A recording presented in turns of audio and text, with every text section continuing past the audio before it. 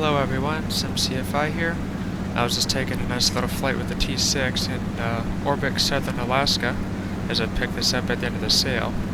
And I thought about doing a recording of this flight, and then I didn't. And now we're here, and I realized how amazing this scenery looks, at least where I am now. And so I thought I'd start recording so you guys can come along with me if you want to. Got a little bit of decreased frames. You notice that as I pan around sometimes, probably because we're approaching Anchorage. The flight we're doing, pause this, is here. We started at Bold. I did the video of taking off and landing there, so then we just came around and just past Eagle River is where we're picking it up now. Anchorage is going to be over there on the right. We're sticking close to these mountains. Might venture over there, we'll see. Otherwise, going to Hope. Planning on going to Whittier. Is a little bit long of a flight, but we'll just see as it goes. I've noticed the sun is starting to go down finally. Oh, another thing. So I was doing a little bit of pre-flight planning since I usually always use my active sky.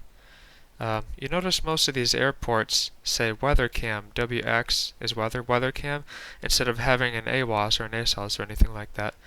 And so it looks like back here there's a point. There's an ASOS on this point, but they also have a weather cam. And so I right-clicked here to get more info. Go to the airport. It's like going to the AFD. And in every mark section, it gives you the link to go to the webcams, and this is it. And so it looks like they're a popular thing in Canada and Alaska for all the bush flying. And so the airports I was originally looking at, here's that pass, and then Portage Glacier, and then Whittier itself. You click on them, and it gives you these views, and it looks pretty clear. And it looks like it spits out like a little advisory weather report observation. Gives a little warning that it's not from an FAA certified source. Cool stuff. Here's that pass. Looks pretty clear. So we'll go along. Here's one for Anchorage. A little cloudier. And that's kind of what we're seeing right now. So we'll just cruise along. Listen to the purr of that R-1340 up front. Gotta love radials. Alright, so this is getting near Anchorage. Looks like downtown.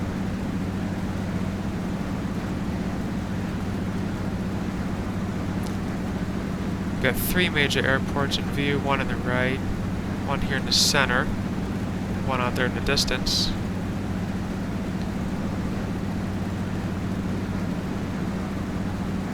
I just really love the look of these clouds skimming the tops of the peaks.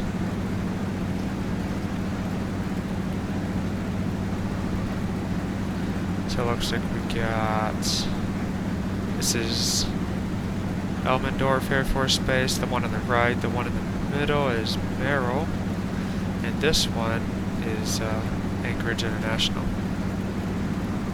So you got the Air Force Base, Merrill right in front of downtown, and you got Anchorage International off in the distance.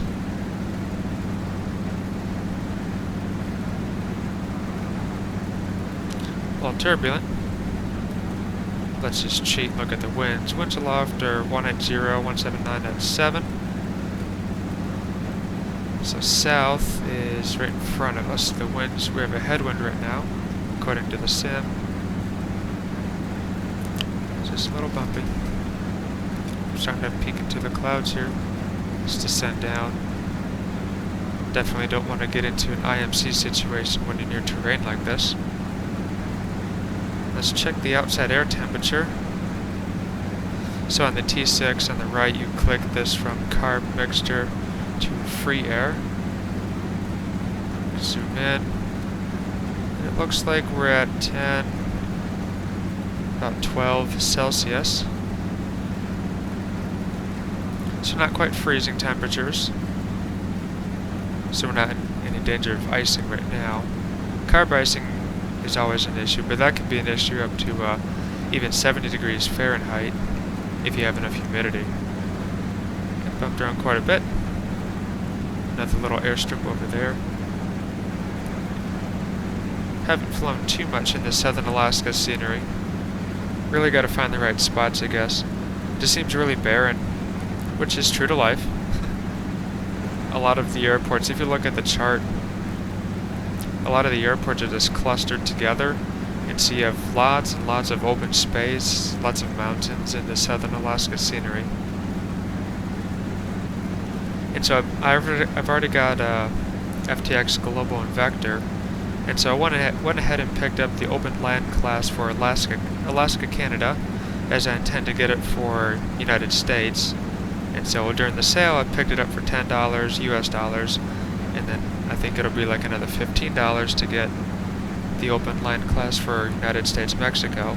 Figured that's a pretty good deal to finish the global puzzle when I've spent like 100 on global when it came out and like 60 or 70 on Vector. So might as well complete the puzzle. Scenery looks really good. Typical of ORBX. That's the inlet we're going to turn in. Turn left up here down that waterway. And I'll just be quiet for a bit and let you guys listen to that engine real quick.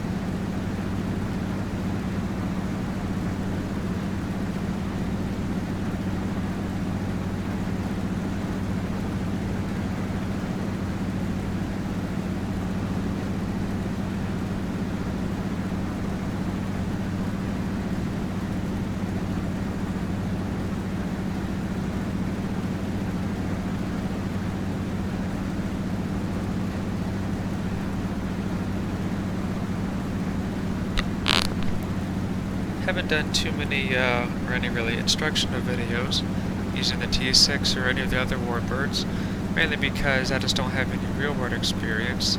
I usually like to teach on the GA flight training series from experience I have in the real world, or something I'd be more certified to teach on once I get my CFI. Now, I was just thinking about that during that silence, and you know, this T-6, if it's max gross weight is under 12,500, which it looks like it might be. We're at 5,000 pounds now. Let's just fill up these tanks, see where... I don't know what max gross is off the top of my head, but... plane can't carry too much more. Maybe put 2 people in there. Yeah, this plane's not going to get near 12,500 pounds. You need a type rating to fly any jet or any aircraft that has a max gross weight over 12,500 pounds.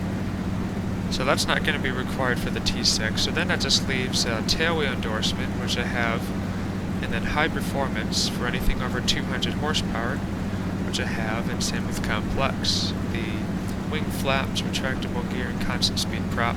So I think theoretically, legally, I could hop into a T-6 and fly it without any training.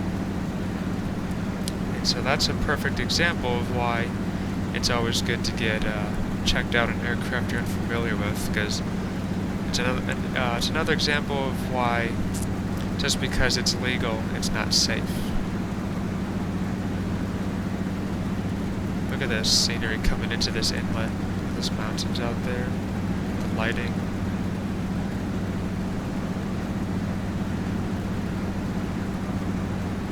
Screenshot that one. I think that's where Hope is.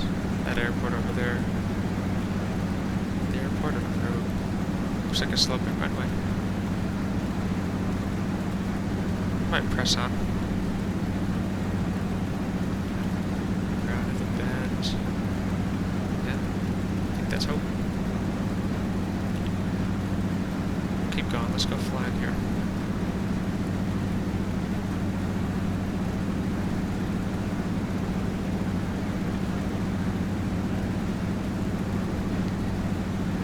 I always tended to stick with this cruise power setting. I think I've got it. Cruise 24. I would have to lower it. Yeah, usually 24 inches and 1850 RPM. And you can lean. And I like leaning in this thing because otherwise you use a lot of gas. I mean, look right now, this is in a lead, pulled back cruise setting, 25 gallons an hour, one engine. It's a radial, so they naturally burn a lot of fuel and oil. This is what happens when you don't lean. So even pulled back without leaning, now we're up to 32 gallons an hour. So we'll lean. Power's losing power, so push it back in. Right about there. Yep, 25 gallons an hour. I'm just going off the recommended settings here. I haven't dug into any engine manual or anything like that to see what kind of limitations there are on manifold pressure and RPM. Also keep in mind that this plane has a little bit of a supercharger, I think it is. And that's another piece of equipment I don't have any real-world experience on. Got a lot of experience with the sim, thanks to A2A, so I have a good grasp on how they work and what kind of limitations they have, but gotta read up on it a little bit more before I really start teaching on that kind of equipment. The cloud reflections are pretty nice too.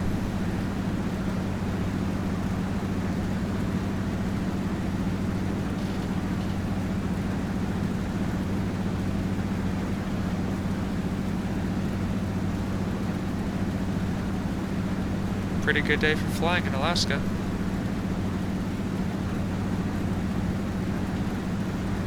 And I'm using real world time. Right now, what is the time? Yeah, look, it's like 9:05 p.m. We got sunlight.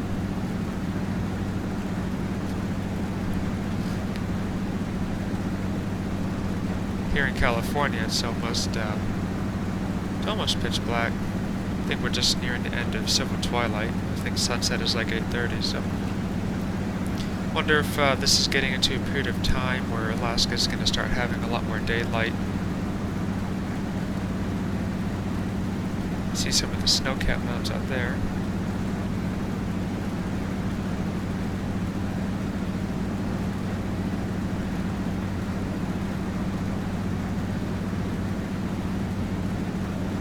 And I was just kind of doing this flight nonchalant, and I originally didn't record it because I didn't really want to go through the hassle of making sure I followed all the regs coming through here, avoiding airspace. And this the Delta airspace is for these two airports is kind of crazy. Got a little rectangle, weird shapes, but then we're sticking close to the mountains, pretty far away, so I think we cleared all the airspace anyways. I usually like to fly basically 100% legal in the sim.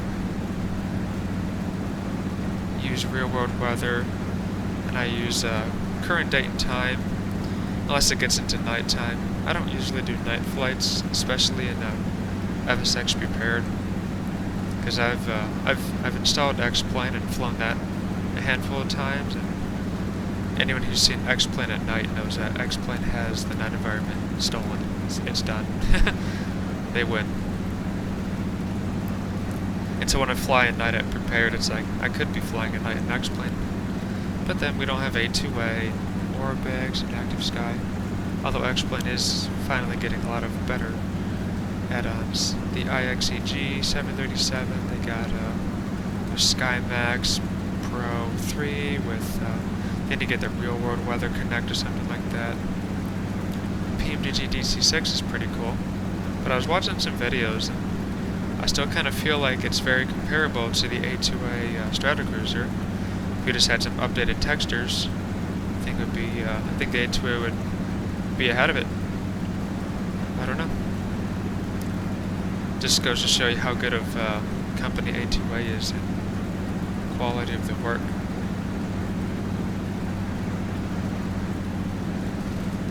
Look at this lighting.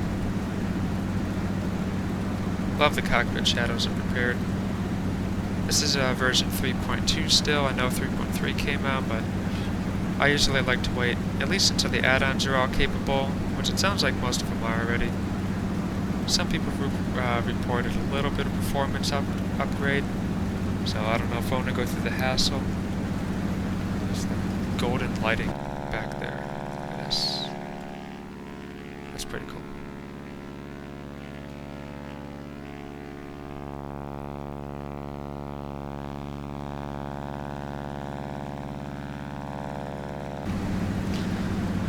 Alright, let's see what valley this is. There's another airport, maybe. This inlet goes in further. Alright, so we just gotta follow the inlet all the way down. That's a Girdwood 2100 foot non-paved. When it's an empty circle like this, that's how you know it's not paved.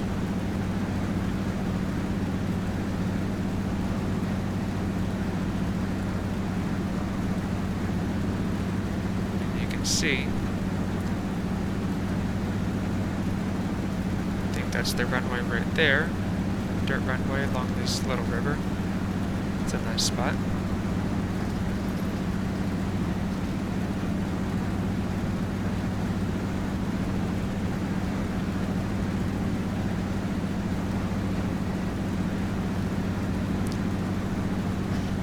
Let's check our tanks. Make sure we're not flying too uneven. We got 40 gallons, and just under 40. We're flying on the right tank, so let's switch to the left tank now.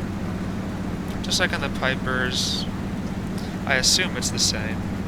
See, it's another thing I'm not 100% sure of, but I just make sure I check the fuel pressure. I don't think it's necessary to start working the hand pump as you switch tanks. You're sitting there, start pumping this thing, change tanks. But if the engine pump does fail, you see this fuel pressure drop, then you are going to have to hand pump that crank there, as long as you want the engine to keep running.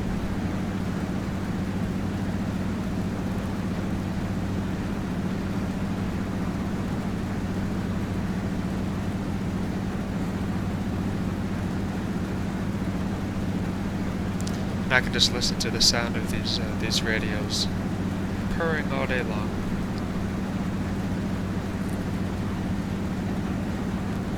Does this thing have position lights? Lights, yeah. Getting close to sunset, we'll turn those on. I got the strobes on all the time, just like normal. Turn the landing lights off after takeoff.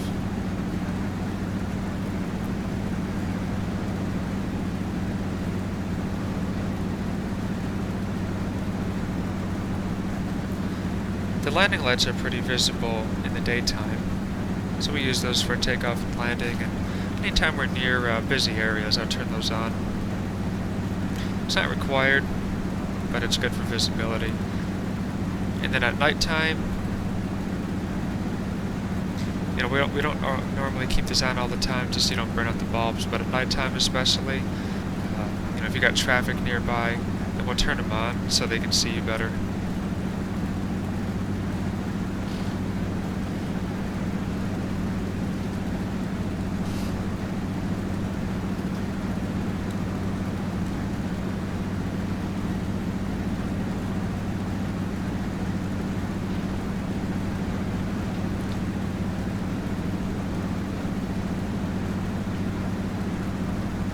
Just getting some screenshots here.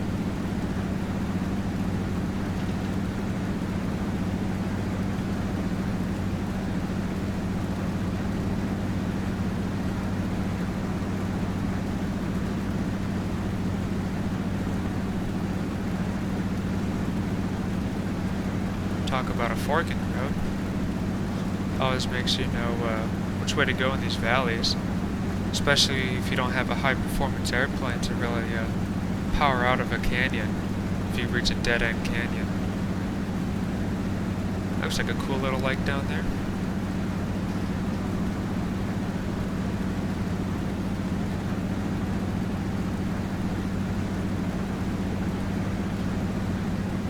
Maybe that's where we need to go. I think that's where we gotta go. We go straight.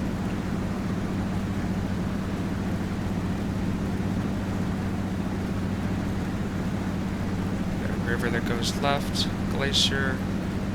There's that option. This option just looks like a dead end. Then peels to the right. Got that guy going off.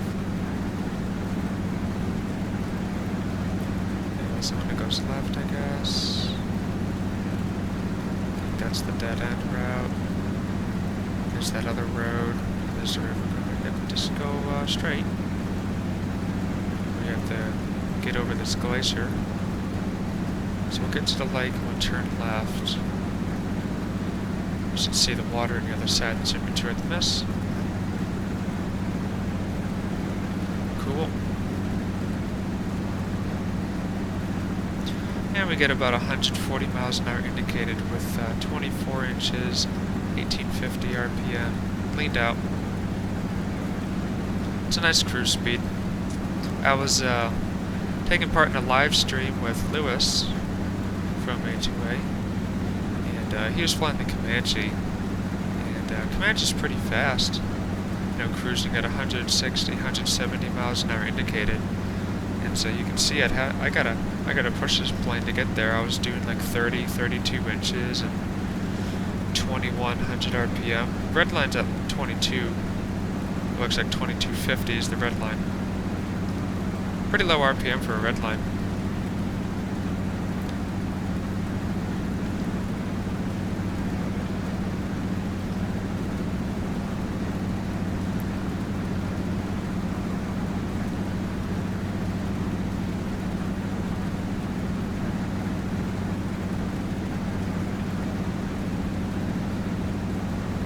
It's always good to keep the CHTs at 200 or less.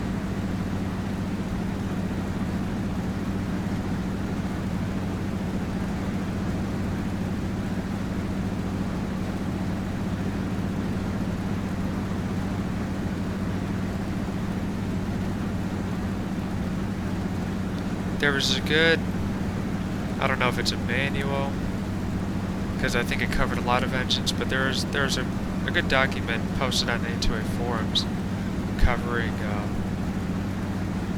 Pratt Whitney engines of this type, similar sizes like 1340, maybe the 940. I don't remember the exact numbers, but some of the models talked about in detail general operating procedures. And I was talking about the 200 Celsius. That's where you really should run at like 65% power. And below, you can lean wherever you want, and it's best for engine longevity. And those, you know, that document looks like it was written, you know, way back when. And those are a lot of the same pieces of advice that John Deacon speaks about in his articles in AvWeb. And he did fly, you know, the large radio engine airliners. I think he's got some experience with radios, I know. He's got some good articles.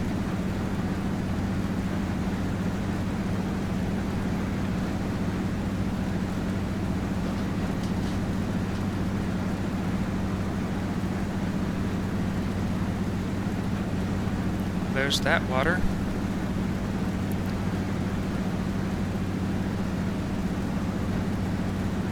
I think we have to hop over though. Maybe.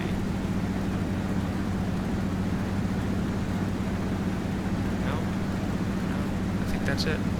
The airport should be right down there. Look at that. Oh, there's the airport. Wow, look at that. right into the water. And I think I remember reading it's got a little bit of an incline. Look into this real quick. It's already up here. Yeah, runway 22 slopes up 2% from water. Read all these remarks here. So approach to runway 22 over water. For takeoff, use runway 4 only, so don't take off uphill. Pile of large rocks located approach end runway 4, so I think that's the basically at the water. No, that's the edge. That's the land side. Approach end. For landings, use 2-2 only. So yeah, it's saying, you know, land uphill, take off downhill. Go around unlikely, yeah. You can see that when we get back in the sim. Unless you got a super high performing airplane. Talks about the trees. No scheduled maintenance, no winter maintenance. Closed from first snowfall till after breakup.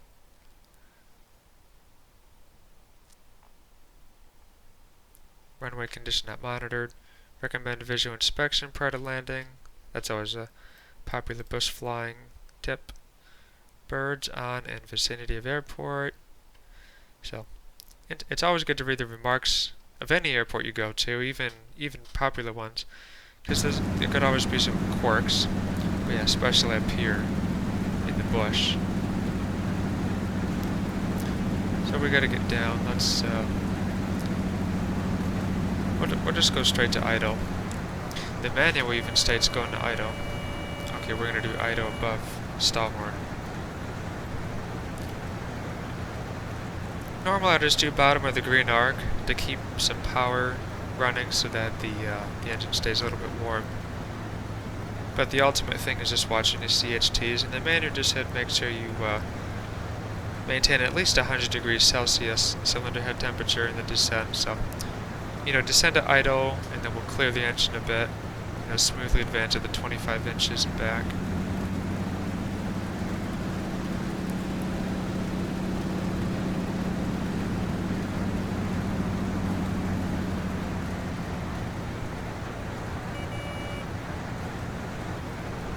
We'll just coast down here till we get lower. But you can see at the end of that runway kind of gets into a hill. Oh, it looks like you could get off to the left. If there's winds, though, I can imagine it getting pretty bumpy and could have potential downdrafts, you know, in this little valley kind of thing. Pretty cool airport. Pop outside real quick. Take a screenshot before we hit the mountain here. I'll loop on in. Yeah, CHTs drop pretty quick when you're just idling. That's why I usually like to do a little bit higher power setting. We can do a visual inspection.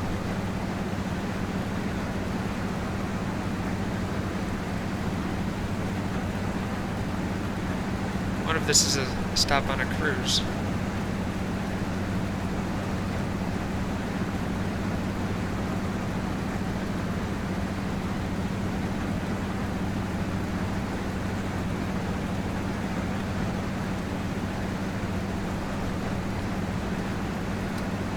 Turn our landing lights on. It's looking pretty good to me. Just add power and go around here. Oh, look at that tunnel. That's pretty cool. Increase the RPM. Should have increased the mixture. And we're getting really slow and add a lot of power. Alright, come back off on that.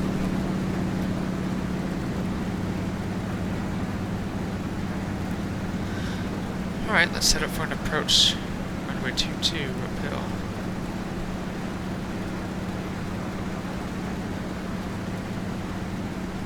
Careful of downdrafts when you're near cliffs like this. I think the winds are fairly calm though.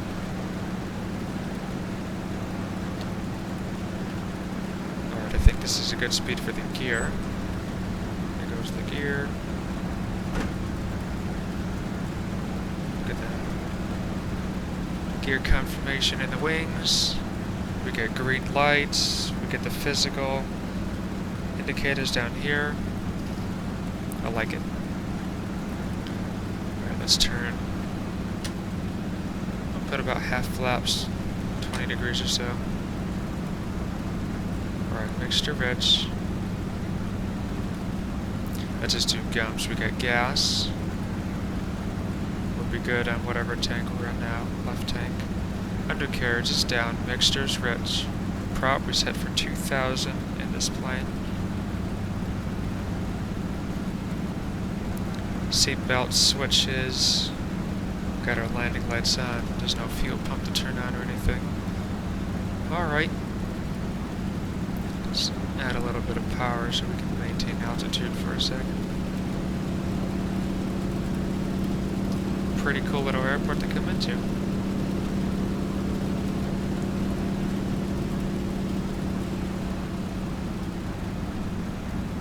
I think it's 1,500 feet. Either way, I need to slow down a bit.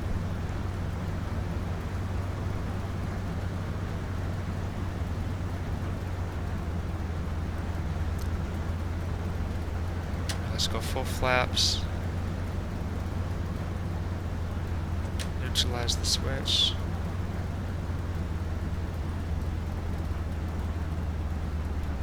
Okay, we're using up runway now.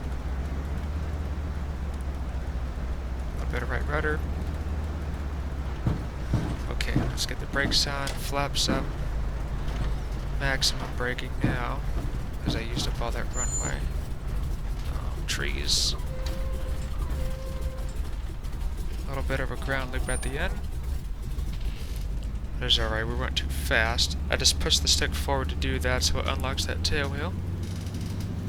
Kind of getting off to the side towards those trees, that was a little iffy. We'll go park over there, it looks like.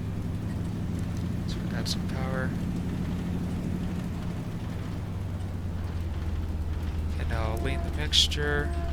Prop the full. Neutralize the flap lever again. Since we raised him. And let's open the canopy. Landing light, strobe light off. Reset the trim. A couple S turns just to make sure there's nothing in front of us. And we'll just swing it in here, I guess.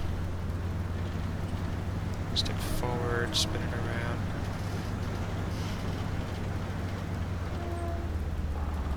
Alright, shutting it down, I'll increase the mixture a little bit. We gotta raise the RPM, run up the engine to 1550 or so. And then we pull the prop all the way back. And this scavenges oil from the hub back to the oil tank, I guess. So the engine has the maximum amount of oil for starting to make sure you get good oil pressure. Now I'll set the parking brake, turn the avionics off, and I think the checklist said you just have to do this for about 20 seconds, but then I think I saw in the manual to do it for a minute. This is actually kind of a cool feature. There's a little accelerometer here, tells us how many G's we pulled. So it looks like we did 2.5 G's maximum.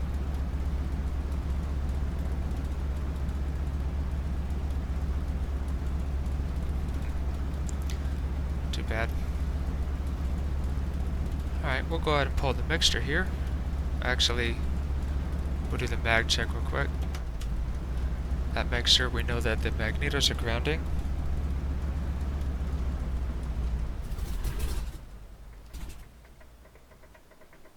Last little bit of life coming out of the cylinders.